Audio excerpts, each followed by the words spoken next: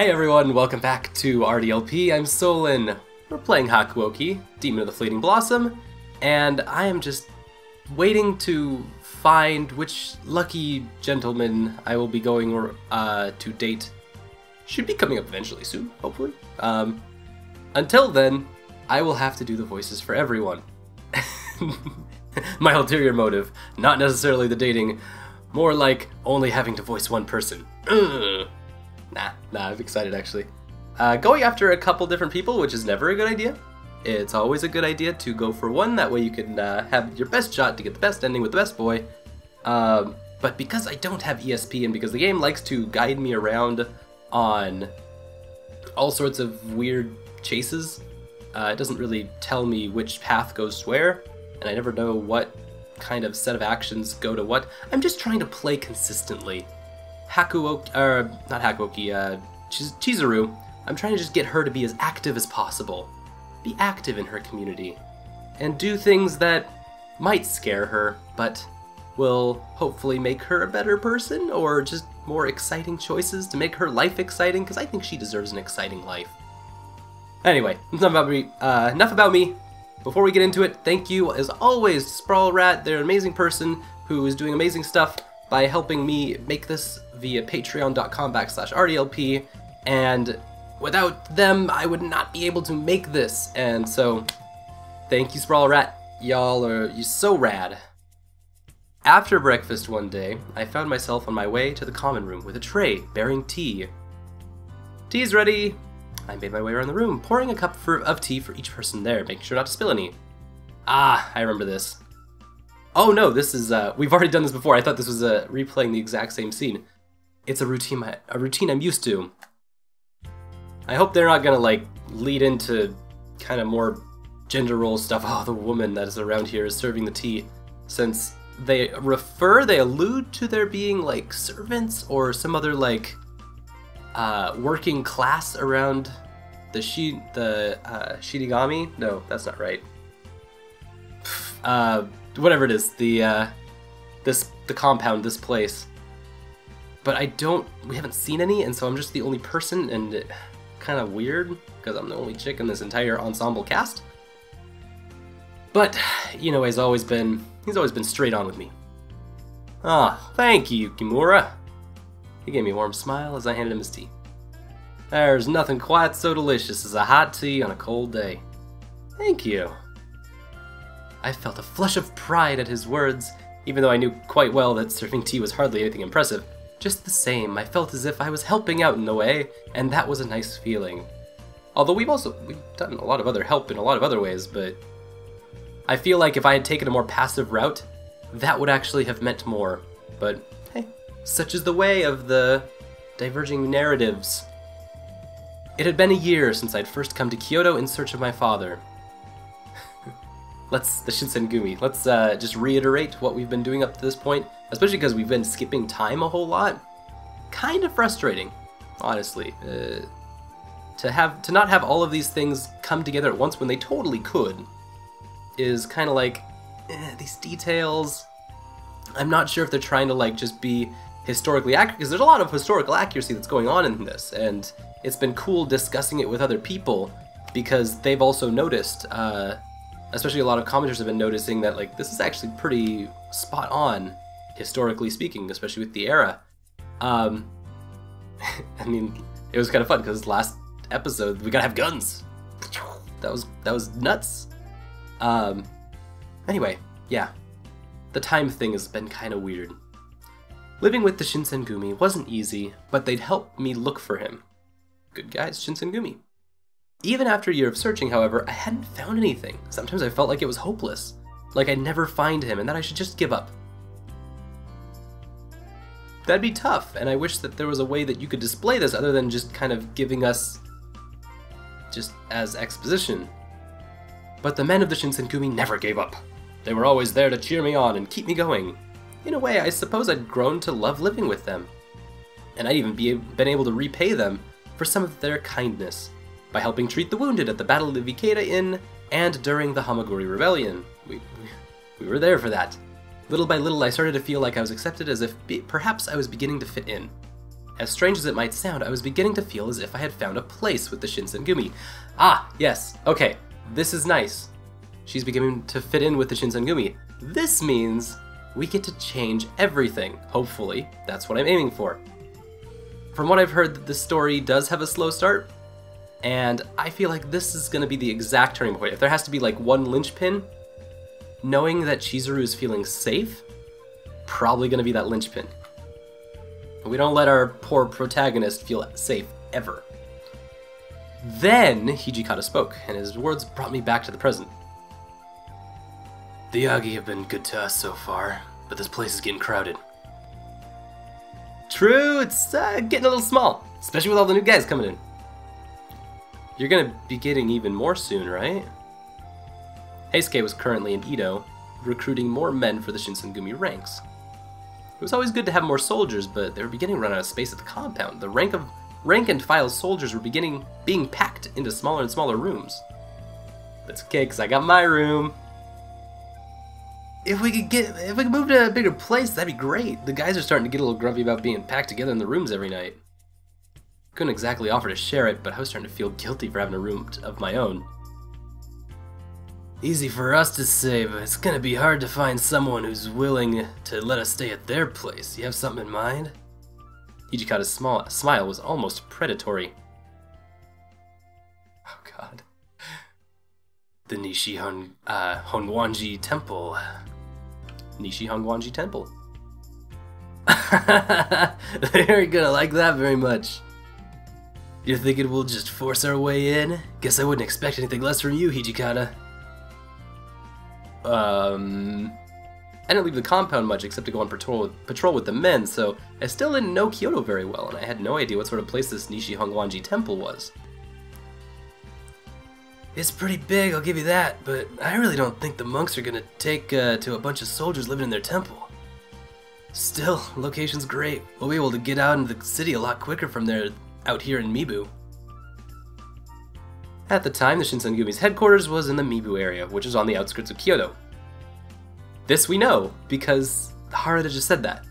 Haruda was right in that the current location made it difficult for the Shinsengumi to reach some parts of Kyoto quickly, which reduced their effectiveness at vigilante justice. Still, will they really not want us there? Saito only shrugged.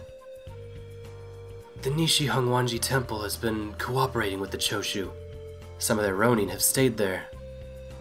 Oh. So, the blue team lives there right now. That's kind of one of the blue team's home base. So, we're the red team, and we gotta go take in, and we might have to take it by force. Which is actually, you know, good in both ways, except that it makes the Choshu a little more angry. If they supported the Choshu, then that would make the Shinsengumi their enemy. Little wonder then that they would hardly welcome us with open arms. That meant a whole other level of difficulty. Asking for a place to stay was hard enough, but asking that from an enemy?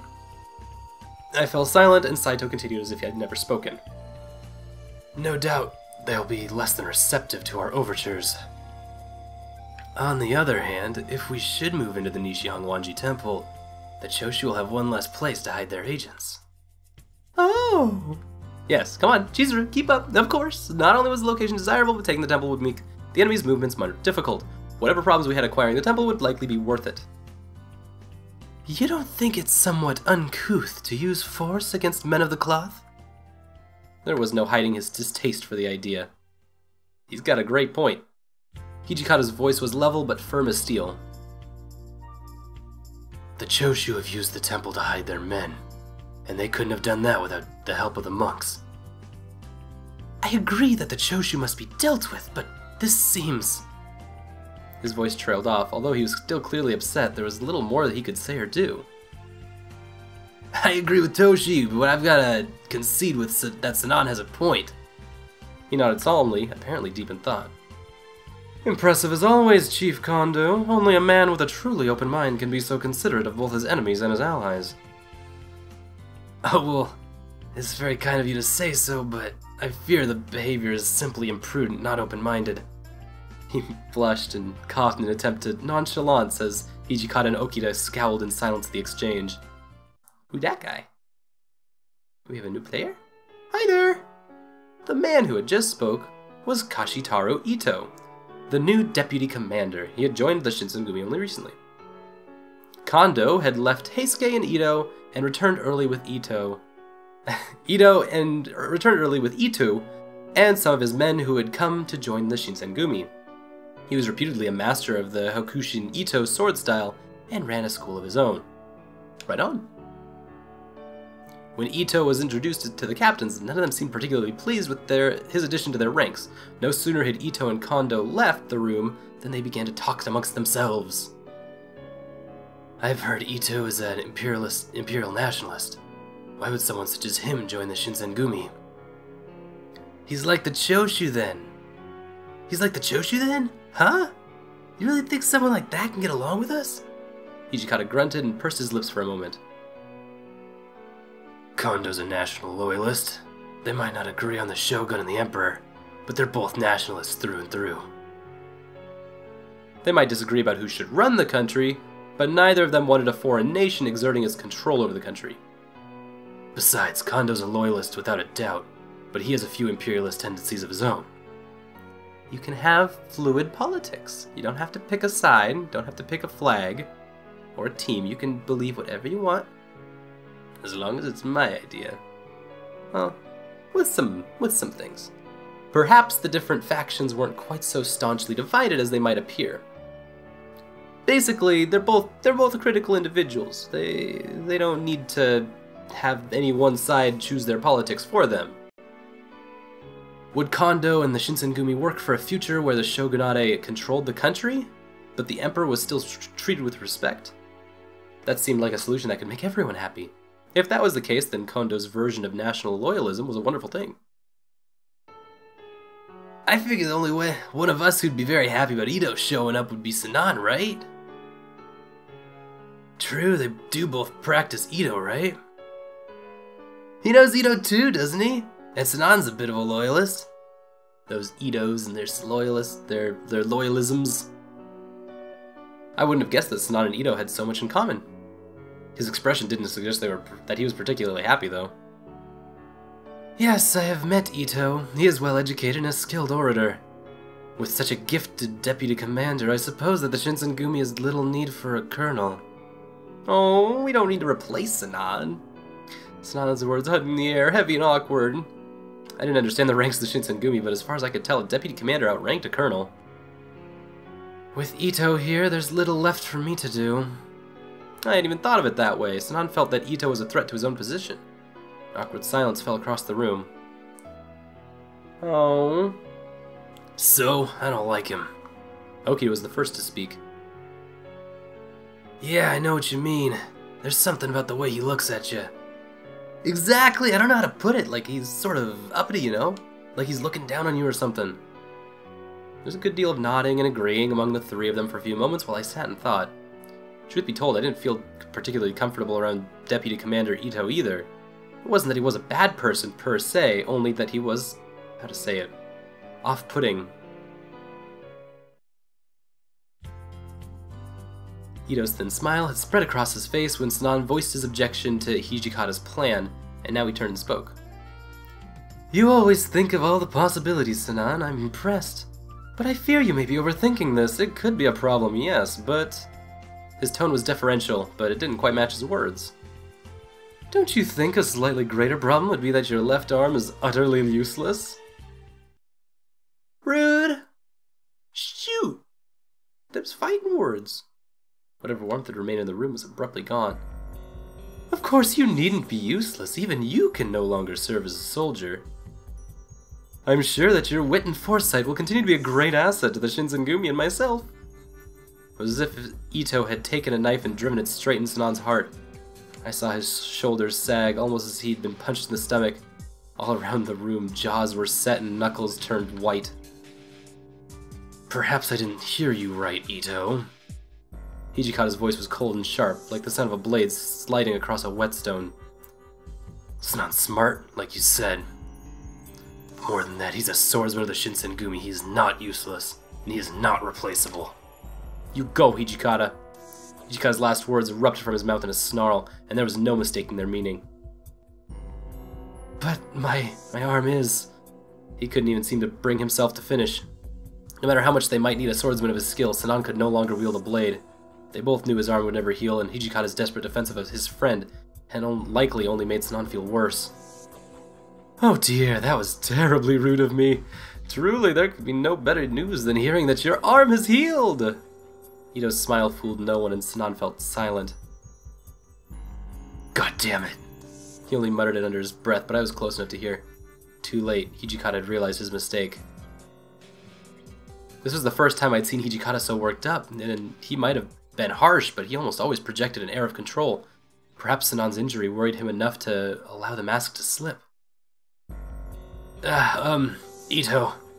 Kondo was clearly choosing his words carefully in a very nearly desperate attempt to change the subject. If you would care to, perhaps you might come and have a look at our training regimen. Ito's eyes narrowed and his mouth curled into a smile. My, how thoughtful of you. Yes, of course, I would love to have a look. Ah, the training room, air heavy with the sweat of men straining to better themselves. Truly a delight. The sweat of men, yes, I suppose you do have a point. The training room has grown rather musty.